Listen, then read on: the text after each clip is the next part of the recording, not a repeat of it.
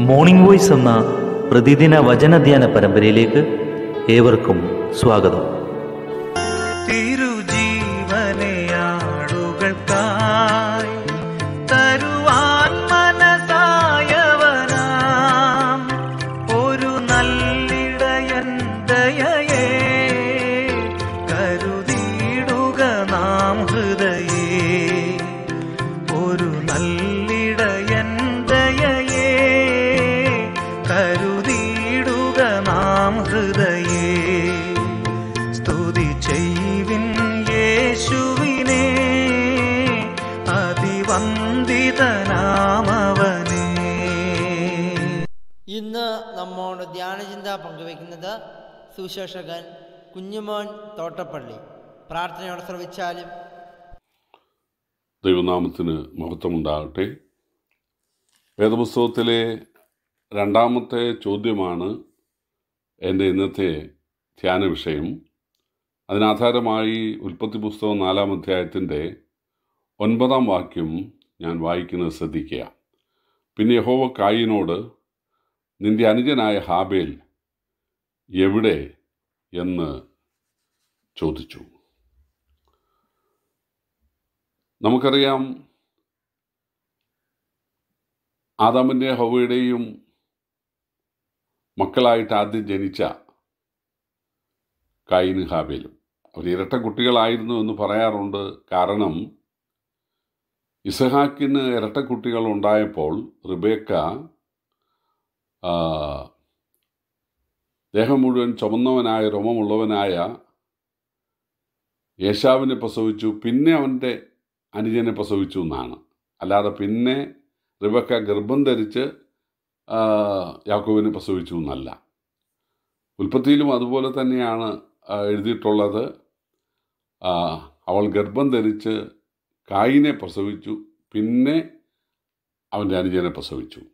ഇതിനിടയ്ക്ക് ഗർഭം ധരിച്ചു എന്നൊരു പ്രയോഗം ഇല്ലാത്തത് കൊണ്ട് ആദമും കായീനും ഹാബേലും ഇരട്ടക്കുട്ടികൾ എന്ന് കരുതപ്പെടുന്നു.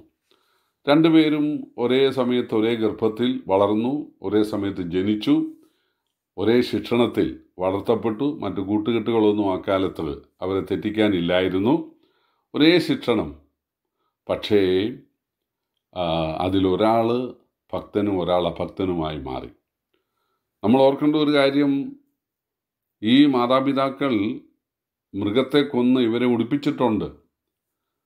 ജന്മന അവർ നഗ്നരായിരുന്നത് കൊണ്ട് ഇവരെയും ആടിനെ ആയിരിക്കാം കൊന്ന് ഉടുപ്പിച്ചിട്ടുണ്ട്. പക്ഷേ മാതാപിതാക്കൾ നൽകിയ ആ തോലുടുപ്പ് കൊണ്ട് ഇവർക്ക് നീതീകരണം ഉണ്ടാകുന്നില്ല. അവരതിൻ്റെ ആത്മീകാർത്ഥം മനസ്സിലാക്കി അത് ഉൾക്കൊണ്ട് അതിനെ അംഗീകരിക്കാൻ, അതിനോട് ആഭിമുഖ്യം പുലർത്താൻ തയ്യാറാകണം. തീർച്ചയായിട്ടും എന്തുകൊണ്ടാണ് ഇങ്ങനെ തോലുടുപ്പ് ഉടുക്കേണ്ടത്, നിങ്ങൾ ഉടുത്തിരിക്കുന്നത്, ഞങ്ങൾ ഉടുത്തിരിക്കുന്നത് എന്നൊക്കെ തീർച്ചയായിട്ടും അവർ ചോദിച്ചു കാണും. അപ്പോഴാണ് അവർ പാപം ചെയ്ത കാര്യവും പാപികളായി തീർന്ന കാര്യവും ഒക്കെ പറഞ്ഞതും ദൈവം പാപം ചെയ്യാത്തൊരു മൃഗത്തെ കൊന്ന് തോലുകൊണ്ട് അവരെ ഉടുപ്പിച്ച കാര്യവും പറഞ്ഞത്. അതിലെന്തോ അർത്ഥമുണ്ട് എന്ന് മാത്രം.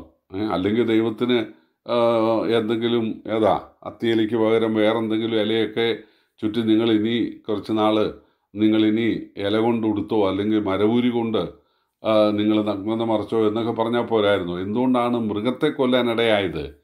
തീർച്ചയായിട്ടും അതിലേതോ അർത്ഥമുണ്ട് എന്ന് മാത്രം അവർ മനസാക്ഷിയിൽ മനസ്സിലാക്കി. ഇവിടെ ഈ പ്രവൃത്തി ഹാബേൽ അംഗീകരിച്ചുകൊണ്ട് ദൈവം ചെയ്ത് ഈ കാര്യത്തോട് ആഭിമുഖ്യം പുലർത്തി ഹാബേൽ ഒരു ആടിനെ യാഗം കഴിച്ചു. ദൈവം അവനെ അംഗീകരിച്ചു, നീതീകരിച്ചു, അവന് പാപമോചനം നൽകി, ദൈവം അവനിൽ പ്രസാദിച്ചു. ദൈവം പറഞ്ഞത്. ഹാബേൽ പക്ഷേ അത് അംഗീകരിച്ചില്ല. ഞാൻ പഴം പറിച്ചു നിന്നില്ലല്ലോ, ഞാൻ ആ പഴം കണ്ടിട്ട് പോലുമില്ല. അപ്പനും അമ്മയും പഴം പറിച്ചു നിന്നു, അവർ പാപികളായി. പക്ഷേ ഞാൻ പഴം പറിച്ച് നിന്നിട്ടില്ല, ഏതും തോട്ടത്തിൽ പോയിട്ടുമില്ല. അതുകൊണ്ട് ഞാൻ പാപിയല്ല എന്നുള്ള ആ ശാഠ്യത്താൽ അവന് എന്തു ചെയ്തു? ദൈവൻ്റെ പിതാവാണ്, അതുകൊണ്ട് ആ പിതാവിനൊരു പ്രസൻറ്റ് കൊടുക്കുക. ഇന്നത്തെ മനുഷ്യൻ്റെ സ്ഥിതി അതാണല്ലോ. പാപികളാണെന്ന് സമ്മതിക്കാൻ മനുഷ്യന് ബുദ്ധിമുട്ടാണ്. ഞാൻ കൊല ചെയ്തിട്ടില്ല, വ്യഭിചാരം ചെയ്തിട്ടില്ല, മോഷ്ടിച്ചിട്ടില്ല, ഞാൻ അങ്ങനെ വലിയ തെറ്റുകുറ്റമൊന്നും ചെയ്തിട്ടില്ല, വല്ല തെറ്റോ കുറ്റമോ ഉണ്ടെങ്കിൽ ഞാൻ പശ്ചാത്തപിച്ചിട്ടുമുണ്ട്. ഇതാണ് മനുഷ്യൻ പറയുന്നത്. അതുകൊണ്ട് എനിക്ക് യേശുവിൻ്റെ ആവശ്യമൊന്നുമില്ല. പിന്നെ യേശുവിനെ വിശ്വസിച്ചാൽ ഉടനെ തന്നെ ഉടലോടെ സ്വർഗത്തിൽ പോവുമോ? അതുകൊണ്ട് തന്നെ നീതീകരണം ഉണ്ടാവുമോ? യേശു മനുഷ്യനല്ലേ? യേശുവിനെ ആളുകൾ കൊന്നു കെട്ടി തൂക്കുകയല്ലേ? ഇങ്ങനെ ആളുകൾ അഹങ്കാരികളായിട്ട് ശാഠ്യം പിടിക്കുകയാണ്. പ്രിയപ്പെട്ടവരെ, ദൈവത്തിൻ്റെ മനുഷ്യാവതാരമായ ദൈവകുഞ്ഞാടായ യേശു നമുക്ക് വേണ്ടി യാഗമാകുകയായിരുന്നു. പിതാവായ ദൈവം നമുക്ക് വേണ്ടി അവനെ യാഗമാക്കുകയായിരുന്നു. ദൈവം മനുഷ്യന് വേണ്ടി ഒരു മൃഗത്തെ കൊന്ന് ഉടുപ്പിച്ചതുപോലെ, തോലെടുത്ത് ഉടുപ്പിച്ചതുപോലെ കർത്താവായ യേശുവിനെ, പുത്രൻ തമ്പുരാനെ പിതാവ് മനുഷ്യനായി ഭൂമിയിൽ അയച്ച് ദൈവകുഞ്ഞാടായിട്ട് അവനെ കൊല്ലുകയായിരുന്നു. ആ യേശുക്രിസ്തുവിനെ കൈക്കൊള്ളുന്നവർക്കാണ് ഒരു നിമിഷം കൊണ്ട് പാപമോചനം ഉണ്ടാകുന്നത്. പക്ഷേ കൈനത് അംഗീകരിച്ചില്ല. അവൻ കുറേ പച്ചക്കറി വളരെ നല്ലതായിരിക്കാം ദൈവത്തിന് കൊടുത്തു. പച്ചക്കറിയൊക്കെ ദൈവം സ്വീകരിക്കും. പക്ഷേ ഒന്നാമത് യാഗം കഴിച്ച് നീതീകരണം പ്രാപിക്കണം, പാപമോചനം പ്രാപിക്കണം, മക്കളായി തീരണം. അതിനുശേഷം 2 വെള്ളിക്കാശ് കൊടുത്താൽ പോലും ദൈവം, 2 ചെമ്പ് കാശ് കൊടുത്താൽ പോലും ദൈവം സ്വീകരിക്കും. തീർച്ചയായിട്ടും കൃഷിഫലം ദൈവം സ്വീകരിക്കും, മൃഗങ്ങളെ ദൈവം സ്വീകരിക്കും, ആദ്യഫലം ദൈവം സ്വീകരിക്കും. പക്ഷേ അതിനൊരു ക്രമമുണ്ട്. ആദ്യം പാപമോചനം നേടുവാൻ ഇടയായിത്തീരണം. അതിന് കയ്യൻ തയ്യാറായില്ല. പക്ഷേ ഇവൻ്റെ പ്രസൻറ്റ് സ്വീകരിക്കാത്ത ദൈവത്തോട് അവന് വലിയ പകയായി. പക്ഷേ അത് ദൈവത്തോട് തീർക്കാൻ പറ്റുകയില്ലല്ലോ. അതുകൊണ്ട് കണ്ട ഹാബേലിനോട് അങ്ങ് തീർത്തു. ചില ആളുകൾക്ക് ദേഷ്യം വരുമ്പം ആ വീട്ടിലെ ഉപകരണങ്ങളൊക്കെ തല്ലിപ്പൊട്ടിക്കുക, പട്ടിക്കെട്ട് തൊഴി കൊടുക്കുക, പൂച്ചക്കെട്ട് തൊഴിക്കുക, അതിനെ ഓടിക്കുക, പിന്നെ കൊച്ചുപിള്ളേരുണ്ട് അതിനിട്ട് അടിക്കുക. പിന്നെ ഇതൊക്കെയാണ്. കാരണം അവരുടെ കോപം തീർക്കുന്നത് അവരുടെ കൊക്കിന് ഒതുങ്ങുന്നതിനോടാണ്. ദൈവത്തോട് തീർക്കാൻ പറ്റുകയില്ലല്ലോ. അതുകൊണ്ട് ഹാബേലിനോട് തീർത്തു. പ്രിയപ്പെട്ടവരെ, ഹാബേൽ മരിച്ചു എന്നുള്ളത് ശരിയാണ്. പക്ഷേ അവൻ നേരെ പോയത് സ്വർഗത്തിലേക്കാണ്. പക്ഷേ കായിൻ്റെ സ്ഥിതി അങ്ങനെയല്ല. അവന് ലോകം മുഴുവൻ ഉഴന്നലയുന്നവനായി മാറി. എന്ന് മാത്രമല്ല, അവൻ്റെ സന്തതി പരമ്പരകൾ ശപിക്കപ്പെട്ടവരായിട്ട്, തല്ലുകൊള്ളികളായി, മദ്യപന്മാരായി, ഭിക്ഷക്കാരായി, ഭ്രാന്തന്മാരായി തീരുവാൻ ഇടയായി തീർന്നു.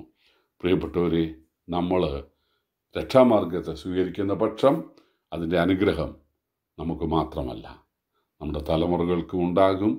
ഇതാണ് വേദോത്സവം പഠിപ്പിക്കുന്നത്.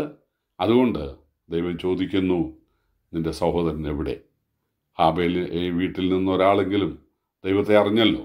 അതുകൊണ്ട് ഞാനും അവനോടൊപ്പം ഞാനും യാഗം കഴിച്ച് നീതീകരണം പ്രാപിച്ച് ഞങ്ങൾ ഒരുമിച്ച് ഒറ്റക്കെട്ടായി ജീവിക്കും എന്ന് പറയേണ്ടതിന് പകരം അവന് ഹാബേലിനോട് പക വിചാരിച്ചു കൊല്ലുവാൻ ആണ് ഒരുങ്ങിയത്. തീർച്ചയായിട്ടും എൻ്റെ ഞാൻ അവനെ കൊല്ലാൻ പാടില്ല. അവന് ഞാൻ തുണയായിരിക്കണം, അവന് ഞാൻ കാവലായിരിക്കണം, ഞങ്ങൾ ഒരുമിച്ച് പ്രവർത്തിക്കണം എന്ന് ചിന്തിക്കുന്നതിന് പകരം ഞാൻ ഒറ്റ മതി, ഞാൻ മാത്രം മതി, ആരും വേണ്ട എന്നുള്ള ആ മനോഭാവമാണ് കായിനുണ്ടായിരുന്നത്. പ്രിയപ്പെട്ടവരെ, അങ്ങനെയല്ല. ഒരുമിച്ച് മുന്നോട്ട് പോകാൻ ദൈവം വെളിപ്പെടുത്തരുന്ന സത്യങ്ങൾ, സുവിശേഷം അത് അംഗീകരിച്ച് ദൈവമക്കളുമായി ഒരുമിച്ച് കൂട്ടായ്മ അയച്ചു പോകുവാൻ ഈ ചിന്തകളാൽ കർത്താവ് നമ്മെ സഹായിക്കട്ടെ. കർത്താവിൻ്റെ വിലയേറിയ നാമം ഇന്ന് വന്നേക്കും വാഴ്ത്തപ്പെടുമാറാകട്ടെ. ആമേൻ.